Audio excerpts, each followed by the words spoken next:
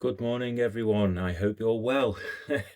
I've done something. I'm going to do something a little different. I'm not going to speak off the top of my head because I feel like I ramble a little bit too much and I struggle to explain things. Now, I failed the school system. I always preach about how stupid I was at school, and I've never been able to be sort of the light around people around me. So, although I'm not clever at school, I'm not academically clever. One thing that I have recently become aware of, well, I've known it, 15 to 20 years. My mates always used to take the mick, like not take the mick out of me, but laugh about every now and then I'd come out with something and it'd just blow the minds because the way I thought of things was, how did you even like come up with that? Because for a minute I'd sound intelligent and then I'd start drinking beer again and everything would be forgotten about. And I do it all the time and I never record it and I never remember it, but it's always in my head. My problem is I can't speak to intelligent people to help them understand my views on things. So today I've decided to go off a script. It's my own. I mean, it's not my own. I've used ChatGPT, which honestly I'm not a massive fan of, but it allows me to put my thoughts into something that makes more sense to people. So yeah, a little bit different today. I might go off on a ramble at the end of it, but I want to just read this to you, just so that people can be aware of what I'm trying to say. Now, this is just one example of why this digital ID is a very, very, very bad idea. Okay, this is just one of the examples, but this is one that I don't hear anyone talking about. So I just thought I'd bring this up now. My family think I'm mad. They thought I'm mad for years, even though everything that's happened over the years has come true, which made me not mad in the end. So they're a little bit more alert, but even when I come up with something new, they think I'm going crazy again. But this is just one of them moments. Now I want to read this and hope that people understand where I'm coming from. And it's a bit more on the basis of the central digital ID becoming a weapon to use the lower society of England to go into the military, which at the moment you could say is one of them things. I nearly ended up in the Marine Force. Uh, Unfortunately, I had pneumonia, so I actually didn't go back into it. I got a job while I recovered and I enjoyed my job, so I never went back into the military. Um, Otherwise, I'd have probably been a Marine and got shot in Iraq. So these things happen for a reason. Now I'm here about to preach to you. So let me just read this to you. I'm just going to read the whole thing and then you can hear it how I see it. Okay. Right. I want to talk about something that's been on my mind. The UK's new digital ID system announced by Prime Minister Keir Starmer. We're told it will be mandatory if you want to work in England. On the surface, it's about convenience and security, but if you look a little deeper, it starts to resemble something else entirely. From convenience to control. A digital ID sounds harmless at first. Proof of identity, access to services, less paperwork. But the moment it becomes mandatory to work, that crosses the line. It means the government, or whoever runs the system, now holds the switch that can control your ability to earn a living. Authoritarian creep, how freedom slips away. There's a phrase for this, authoritarian creep. It's the it's the slow, almost invisible shift of a government from democratic principles towards authoritarian control. It never happens overnight. It happens through small steps, each one justified as necessary or for your safety. History shows us this pattern again and again. Governments rarely announce we're a dictatorship now. Instead, they build systems of control, ID cards, registries, blacklists, and only later do we see how those systems were used.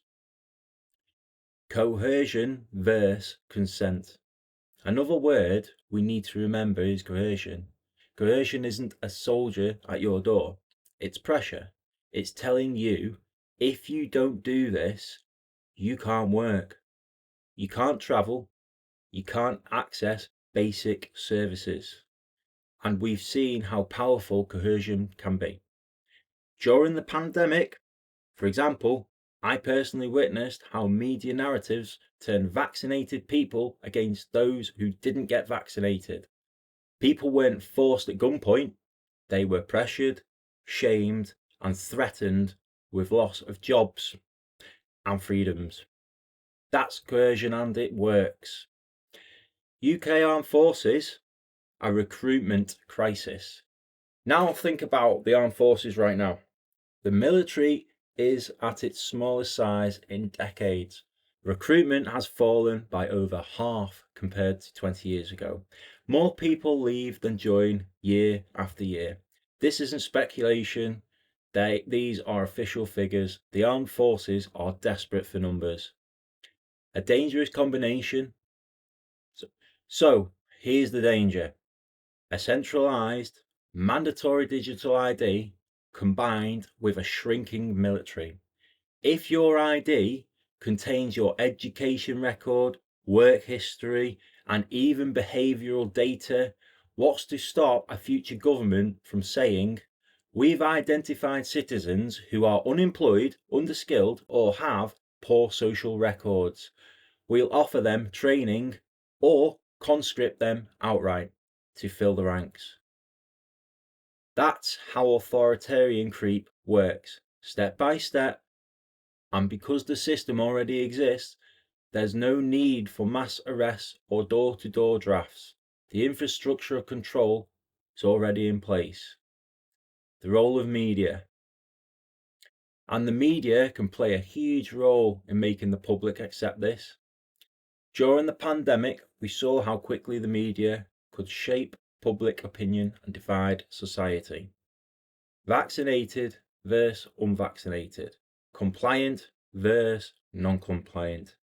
If a government ever wanted to coerce people into military service, the media could easily frame it as doing your duty or helping your country. This isn't about conspiracy, it's about patterns. I'm not saying this will happen, I'm saying it can. And history shows that when governments centralise data, restrict freedom, and use the media to guide public opinion, coercion becomes easy and authoritarian creep becomes reality. Final thought, freedom rarely disappears all at once. It's chipped away bit by bit under the banner of safety, progress or necessity. Digital ID might be one of those chips. We owe it to ourselves and to future generations to ask hard questions now, because the system is in place, and to refuse to let convenience become control. This is now a powerful narrative.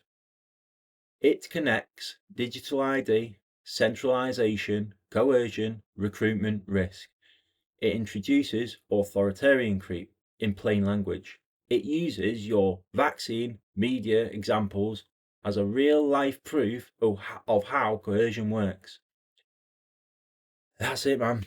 So, and women. Feels really deep when I say it out loud. But that is something that is used and has been used against us in the past by all types of governments. Doesn't matter what they call you, it's been used against the people of that country to trick them, manipulate them into doing the things that they don't want to do without realizing they don't want to do it. Some people don't want to do it because they can see it, but most people don't actually want to do it, but would do it. This day and age, if you go and ask someone, would you fight for Keir Starmer? They would say no.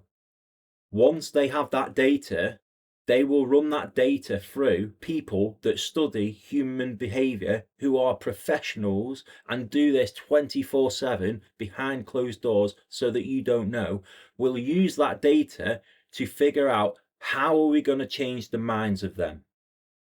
Do we need a new leader? If we do, get the leader to stand down and get someone that they want in power.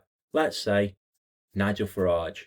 Let's say Keir Starmer calls up a new general election tomorrow and Nigel Farage is put in place. If you honestly think that anything would change, I honestly think you're wrong. People of power have people above them, and we don't know where that person of power stops. They will make it happen whether you like it or not. I had family members that I trusted all my life that turned on me because I refused to do something that they were told was killing people, when personally I don't think it was. I think it was killing people that were unfit, unhealthy, and had underlying health conditions. But I think there's more damage been done after 2020 with what people have been putting into the body. That's just my personal opinion. There's no full-on data. I think there is little bits. I mean, you just look at cancer growth and cardiac arrest and heart attacks, etc. Stuff like that has gone through the roof since then. So, I mean, that to me tells me what I need to know. Whether you want to take that in or not, that's entirely up to you. But what I'm trying to say is, they will turn you against me. They will turn you against your best friend. Politics ruin families in America when they're having the turkey dinner at oh man, I'm gonna forget the date. I should know this, sorry. Thanksgiving. We all hear about Americans losing their mind at family dinners because one supports Trump and one supports Biden or Hillary or whatever, and it breaks up families. That's how easy it's done, by beliefs. So they're already doing that now. They're doing it with Keir Starmer, who's been saying about how Farage is all this stuff and he's trying to create a divide and blah blah blah, and he's all this and all that. And everyone then comes out and says, oh, I think it was really informative. I like that he's trying to bring peace and leadership. It's like, what kind of peace is his government saying when all they can do is slag Nigel Farage off and attack him? I mean, that isn't peace talks. You know, that it's just attack. But we want to, we want a nice, secure country. We, we're attacking all the citizens of the country, but we want everyone to be happy. Like, people are brainwashed into believing that that is good. I mean, he is a dictator. He's doing things that no one's voted for all the time, and he's still doing it, and no one cares. I mean, people do care, but they're slammed down. The voices are silent. I don't even know if this video will actually post on YouTube. But yeah, I'm gonna leave it at that. I'm gonna try and keep it short and sweet, or short and sweet-ish. But yeah, I just think that a lot of people don't question still. And I mean, I don't dig deep. I'm just thinking like, oh, well, people that do bad at school are already wanting to go to the army, but they don't want to go in the army now, so they go on benefits because no one else wants to take them on. They go the benefits system, they go for a job, they get sacked because they're useless, and they've got no discipline, they've not got respect. Just give them money, Then our taxes go up. The people that do want, that's a social society. It doesn't work. That's communism, isn't it? I mean, I'm surely that's what it is. We're working class are paying for people that do bad at school and don't want to work because generations have brought them up like that. They have no respect. They rob for money to get drugs, and they drink and they smoke and they eat a bad diet, and they're on benefits. They're not helping society, but we're paying for it more and more each year. Well, once the digital ID comes in, those people will get drafted whether they like it or not. They're going straight in, conscript. They're on, right, you're wasted here. We need you on the front because guess what? Putin's going to war again with us. We need to fight off Putin. We need to go and help Israel fight Hamas. You know, they'll draft you for reasons. Like, they want war. They want war because money is in war. And the best way for them to do it is take your freedom and get your everything about you so that they have a record. Well, look, you've done this, you've done that, you've done this. You don't need to go to jail. What we'll do, we'll feed you, we'll train you, but you have to go and fight for your country. I don't want to. Tough luck, mate. You've not been behaved. Do you want to go to prison? Okay, right, well, go on, pack your bags, you're going to war. You know what I mean? And they won't even need to do that because they'll brainwash people into going and do it. Anyway, that's me and my crazy mind opening up to you. I'm hoping that you understood it a little bit better today, that I actually read off a script and didn't ramble too much. Hopefully that bit made sense. But have a look into it. There's so much more I can talk about. I was looking into how much it is to build a nuclear plant. A 3.2 gigawatt nuclear plant is around 35 billion. And I looked at how much CO₂ emissions it creates, and it's a lot. It's hundreds of thousands of tons or something. But then I went on and I thought, well, to create the same amount of energy, how much would it cost for a windmill farm? And it was like 3,500 windmills because they're not very productive. Then you'd look at how many tons of concrete it would need to be poured to anchor them down. And when you look at that, they only last around 25 years, then they're replaced. So that's 50 years twice. So you're going over 2 lots of windmills, and each time you do 1 lot of windmill to do that power for that 25 years for 3.2 gigawatts, the same as a nuclear plant, was 20 to 25 billion. Now you have to do 2 lots of that, and just 1 lot was 3 times the CO₂ emissions as 1 nuclear plant that had last for 60 years. So it's over 6 times the CO₂ emissions released creating those windmill farms to provide just under the same amount of energy as a nuclear plant that would last 60 years. And in 60 years, all right, the windmill farms and it was 72 million solar panels as well to create the same amount of energy as one of them. And again, it's 25 years on the solar panel farm, and you don't want to know how many acres of land that takes up.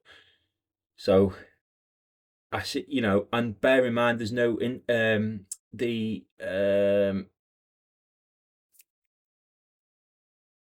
I can't think of the word off the top of my head, but they can't get the power from them into our grid at the moment because they haven't got the infrastructure in place yet to do that.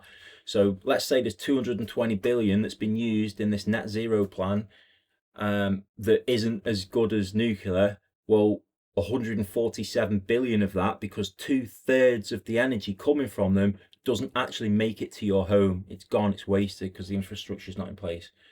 So like, it's all a scam. But anyway, yeah, it's more about the army, this, so ignore the rest. I'll do another one if you want on the energy. But yeah, look guys, I'm not trying to worry people. I'm just trying to speak out about how, like, I see things, and hopefully that it makes people realize what I'm saying. I'm not very well spoken. I'm not very good at videos. I don't edit anything because I'm absolutely useless at video editing. Maybe if I got money from this, I'd pay for someone to do it for me. They could help me make a better video that gets more catchy to people. But I don't want to be a doomsdayer. This has always been somewhere where I can voice my opinion, speak my mind, talk to people about things that I feel aren't being talked about. But yeah, take care everyone. I'm gonna leave it at that, and hopefully I will speak to you soon. Yeah, take care.